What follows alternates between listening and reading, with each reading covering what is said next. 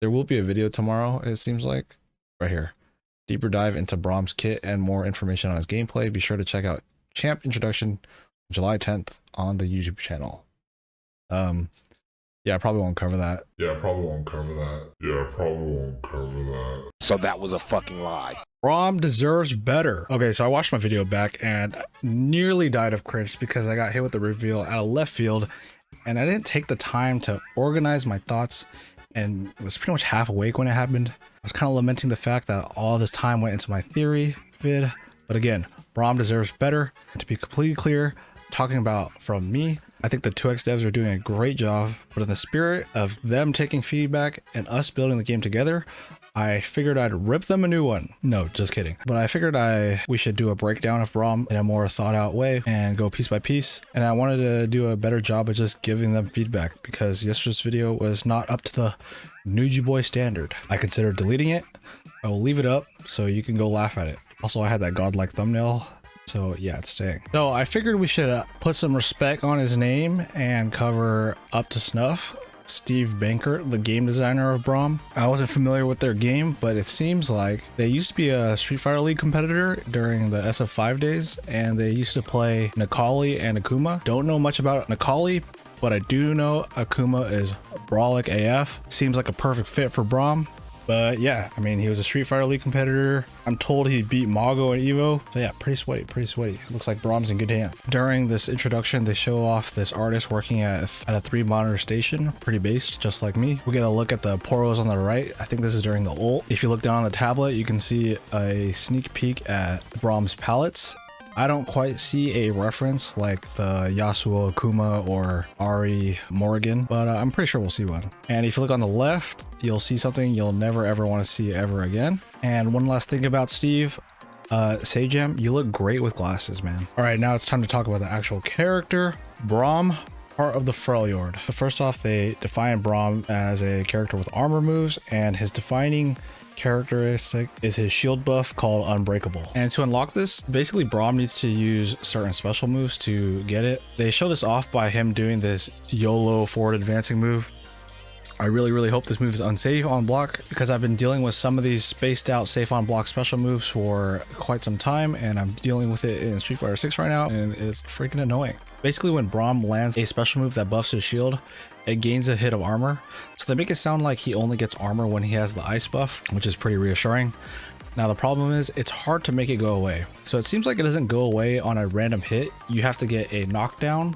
So my speculation about it being weak to lows was wrong. Still loses to throws. And I'm not sure if it was confirmed, but it seems charged heavies are armor breaking. They show it here with Illaoi blowing through the armor, right? And the armor is denoted by this like red diamond, it seems. Steve here says that ultimates get rid of it. And I know that they changed some of the language surrounding the supers. The ultimate itself is 2 bars, and then the level 1 supers, they're just called super, I think. So overall, I think the ice shield, it seems pretty strong. There's not many of these like YOLO throughout supers in the game. I think maybe Ahri has one. It seems like it doesn't go away off of a level 1. I don't know if they meant on block with the ultimate, but like why would you spend, you know, 2 bars on block just to make the shield go away? It seems pretty easy to keep it up, and Braum can kind of spend it whenever he wants. Which we'll talk about more later, but he could spend the ice buff to like enhance his special moves. Next, I want to talk about his special moves. It seems like they don't show the special moves without the ice. They want to show off like how the ice works. So his down S2, it like picks up off a hard knockdown, which is pretty cool with the ice buff. It leads to another knockdown. And then he has S2. This move looks freaking broken. Think like can any button into you're in the corner. Okay, this one is super interesting. This is S1 Winter's Bite. This move looks freaking busted. If you play Street Fighter 6, you know how good a slow moving fireball is. And when it lands, it freezes the opponent. And I also wanted to talk more about the ice effect here. It seems like 2XKO is doing this thing where, at least for Braum and Ekko, they have on-hit moves that like slow down the opponent. I think that's a cool way to add complexity to the characters, and also like it's an easy hit confirmed for new players, right? It gives you time to be like, oh, I got the hit, time to do my big combo. So I think that's pretty cool. Also, to touch on like the slow moving fireball thing again, it's like they show off this really nasty mix-up right here. Like Ekko rolls right through him, right through the fireball, go forth and hold down the neutral. His S2 is the battering ram special move. It's a forward advancing special move. Goes through projectiles, so that's pretty good. So it seems like he has a way to get in on zoners. Don't quite have in the game yet. People think it's gonna be Jinx. And then he has his forward S1, which is called Leap Little One. He throws a Poro at an arc and it anti-airs, and it's cool. They show Darius doing a charged assist into a combo, and now his down S1. Later on in the video, they say that Braum's weaknesses are... Okay, I'm just gonna take the opportunity to bitch about this character right now, because this character has not only armor moves, a projectile that covers the air, a fucking slow projectile that can hold down the neutral for him, YOLO special moves. He could put up a shield that lets your assist do whatever the hell they want. He could do button into corner carry, and he has a command grab. Dude, this guy has everything. Dude, what are they thinking? But he's slow. Bro, come on. I bet he has high health too. I did not expect a character like this to have a slow moving projectile. Sure, he has to get it, and this game might be a little bit more aerial focused, so I don't know, it's kind of interesting.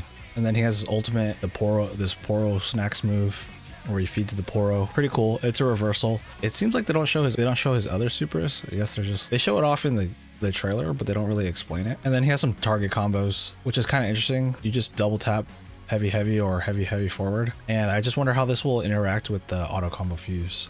You know what I mean? I guess here he has the standing overhead that knocks down on hit. They showed Illaoi doing this to get rid of the ice shield before, so I wonder if because it gives a knockdown, so I wonder if this is like a universal mechanic or something. Next off, we should talk about his assists. His iconic assist is his shield, just tanks everything. They showed off eating a bunch of Illaoi tentacles and a bunch of hits on Ekko's Time Winder.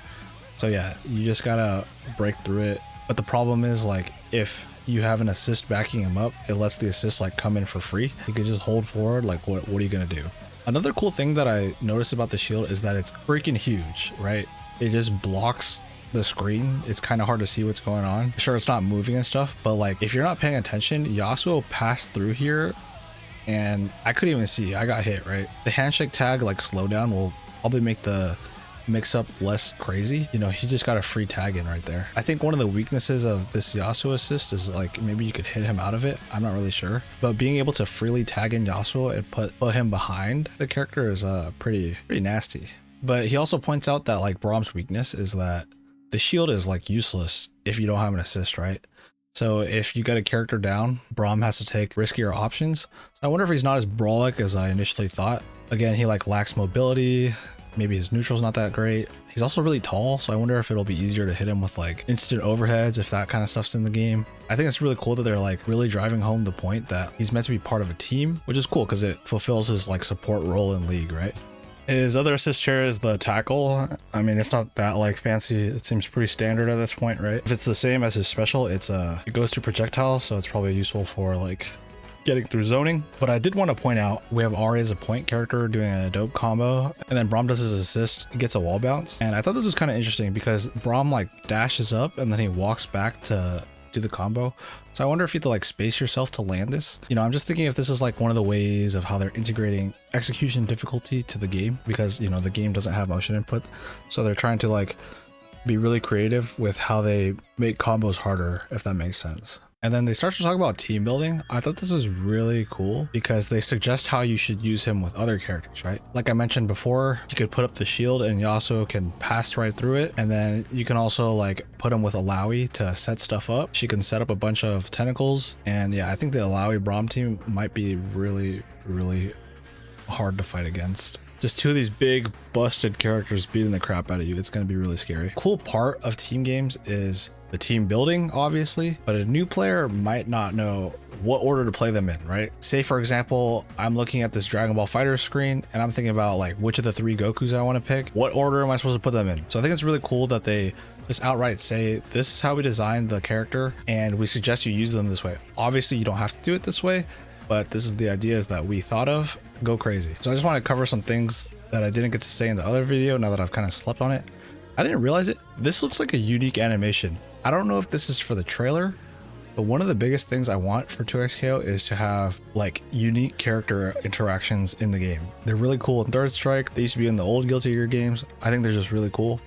You know, it's one of those things that's like really unnecessary, but it adds soul to the game. You know, like They're not just, this adds so much personality to not only the characters as a whole, but like, you know, it seems like it's like someone gives a fuck, you know what I mean? So I'm kind of interested, like, is this their way of showing that? And then for the stage, I said that it looks kind of unfinished, and I think lighting will go a long way here. Take for example this Guilty Gear stage where like everything's kind of dark. Like they have this side of the stage darker, but Illaoi doesn't get darker on the, like the characters don't get darker on this side of the stage. So I'm sure that it's gonna look like that in the future. It's easy to say like, oh, it looks good. Oh, they're gonna fix it, right? But like maybe they think it looks okay. I think this is a particular case where lighting, you know, like the game, they need to like figure out how the characters look in the game first, and then they can figure out lighting. But I just can't let it slide, right? I see it and it looks weird. You know, and the same thing goes for the supers, right? Look at the Street Fighter 6 supers, or even the Guilty Gear supers, where it gets all dark and cool. They're kind of fixing them here and there with I mean, the Illaoi super looks great, but it looks kind of flat, right? Yasuo, his got an upgrade. It looks kind of flat, right? Hopefully in the final build, or like we get closer to the game. I mean, the game's coming out next year. We don't know when, but I really want them to make it look more like Strive. Strive is like my favorite looking fighting game, and arguably it's the best looking one. I think it looks better than Granblue. But yeah, hopefully they fix it. And I just want to talk about some thoughts about Braum's inclusion in the game. I didn't really cover that. Bro, this is the third big body we've had in this game. Okay, we got, like I said, we got Darius, we got Illaoi, we got Braum. Where are the waifus? Okay, if you've been a watcher of this channel, you know I am an avid connoisseur of anime women. I only have Ahri. I know there's some Illaoi enjoyers out there. You know, you love Marissa, you love Lady Demetrius. I don't know her fucking name. I didn't play that game. I'm happy for you, but as it stands, I do not have a team of waifus. Please add Aurelia, Kaisa, Zaya, Akali, anybody else, or my boy Renekton, please. I'll take Renekton. And no, Jinx doesn't count for me because she's the most popular female character by a long shot because of Arcade. She just transcends League of Legends. I need to be a special snowflake. I don't want Jinx for me personally. I know she'll be in the game. She's already announced. Fair. But give me some more options. Plus she's a zoner. I hate zoners. But yeah, I mean, overall, Braum, he's cool. He actually looks super dope in the game. And I just want to emphasize this combo one more time. There's a super. Oki blows right through the get up attack, behind the back push up, ice wall goes from corner to corner. That is nasty. I think he looks aesthetic as fuck. I love that they were able to translate his support role into the fighting game. I think that's really cool and interesting. And yeah, he just looks freaking brawlic, and he looks really strong. Not gonna lie. And he's just big muscle man. Big jolly muscle man with poros. We got poros out of it at the very least. That's great. But yeah, I just wanted to cover Braum in a more in-depth way. I think he looks really cool. If you like the video, like it. If you want to see more 2XKO content like this, please subscribe. I'm going to cover a lot more on the lead up to the Alpha Lab. Make sure to sign up. I'm signed up. Tell your friends to sign up. It's going to be a grand old time. Anyway, I've been nugieboy. Thank you for watching my video. And with that, I'm out.